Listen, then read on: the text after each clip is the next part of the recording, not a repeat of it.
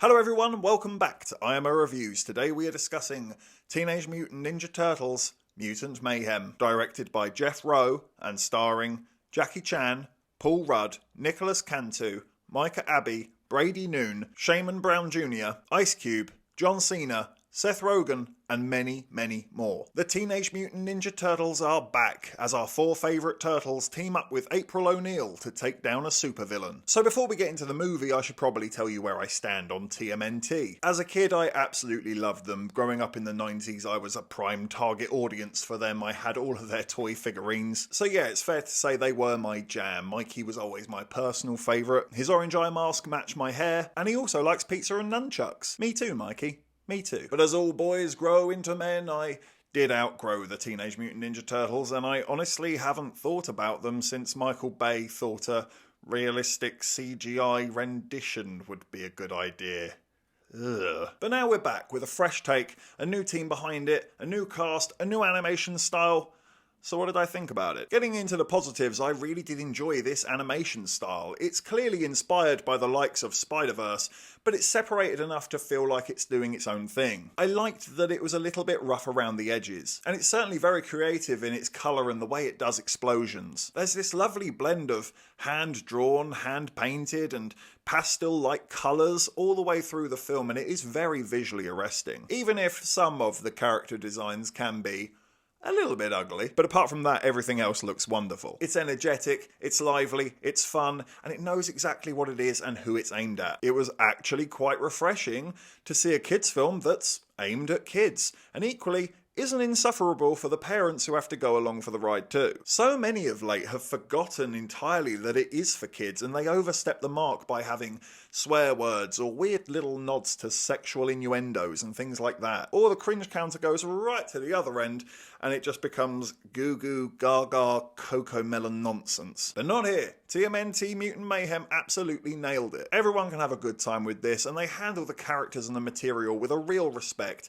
It's clearly made by people that love TMNT, and it is infectious. I also appreciate that I didn't stop and reference something every 5 minutes, because if you ask me, that trope is getting real old real quick. I thought the soundtrack was a lot of fun. It offers a good energy and vibe that matched the film's tone quite nicely, and not only is the action very enjoyable, but again, the music does accompany it very well. But despite all this praise, you know me, I couldn't help but find some negatives. And if I'm being honest, I didn't love the voice cast here. Jackie Chan feels a little bit underutilised, if I'm being honest. Maybe that is an age thing, to be fair. The Turtles are all being played by younger actors, and I actually do think that is a good idea.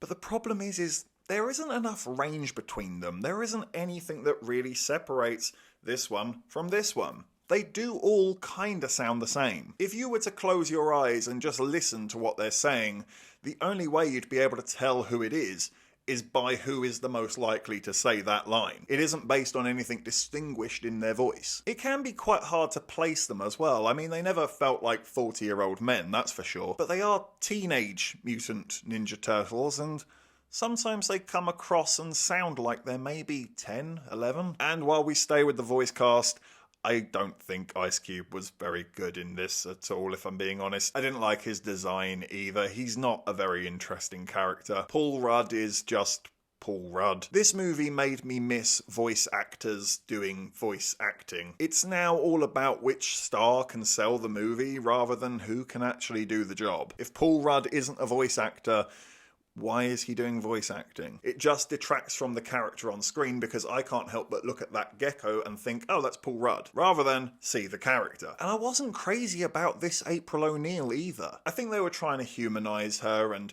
make her a little bit more relatable than the 90s cartoon version, but she's a little bit too sarcastic and a little bit too dry. She can often come across as disinterested and unenthused at times, and you don't really get a lot of character out of her beyond this very strange, gross-out side story. The humour was a little bit hit and miss. Granted, I did smirk at a few occasions throughout the film, and the more child-oriented humour wasn't irritating. It didn't boil my blood by any means. It was more the weird, gross-out humour that I mentioned with April O'Neil. I think the film thinks it's funny.